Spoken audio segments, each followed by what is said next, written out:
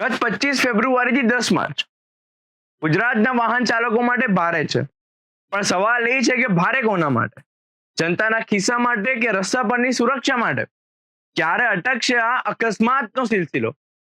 કેમ દર વર્ષે દંડનો આંકડો વધે છે પણ મૃતાંક ઘટતો નથી?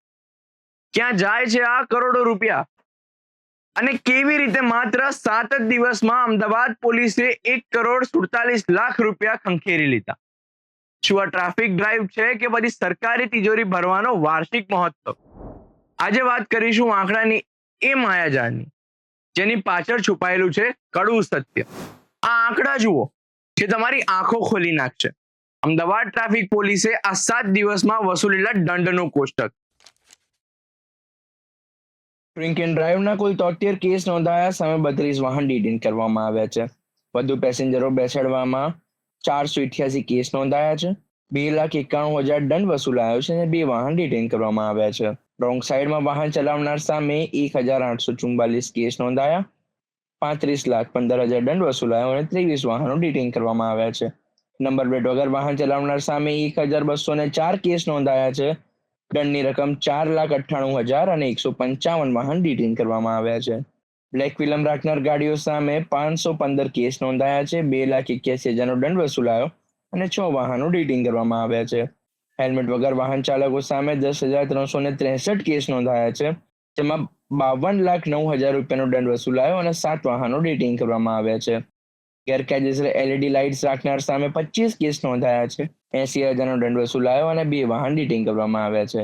રસ્તા પર વાહન પાર્ક કરનાર સામે 8,311 કેસ નોંધાયા છે. કુલ 48,33,000નો દંડ વસૂલાયો અને 5 વાહનો ડિટેન કરવામાં આવ્યા છે.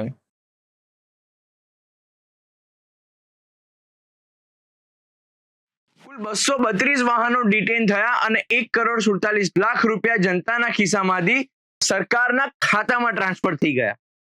પણ શું આનાથી આવતીકાલે અકસ્માતો ઘટશે? હવે મારો સીધો સવાલ સત્તાધીશો અને પોલીસને છે.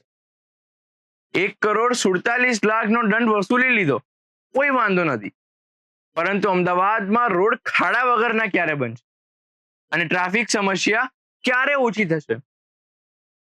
બીજો સવાલ છે કે વર્ષ 2025માં 7,889 પરિવારોએ પોતાના સ્વજન ગુમાવ્યા છે. એ મોત માટે જવાબદાર કોણ? શું માત્ર ટ્રાફિક નિયમ ભંગ કરતા લોકો જ ગુનેગાર છે?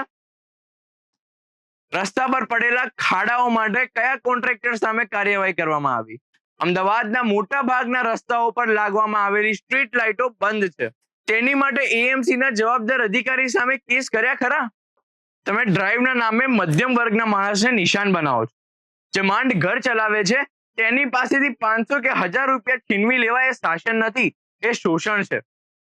જો દંડ ભરવા છતાં પણ તેની સામે સુરક્ષા અને સુવિધાઓ મળતી નથી, અકસ્માતો વધે છે, એ સાબિત કરે છે કે તમારી આ ડ્રાઈવ માત્ર કાગળ પર અને રૂપિયાના બંડલોથી ભરતી સરકારની તિજોરી માટે જ સફળ છે.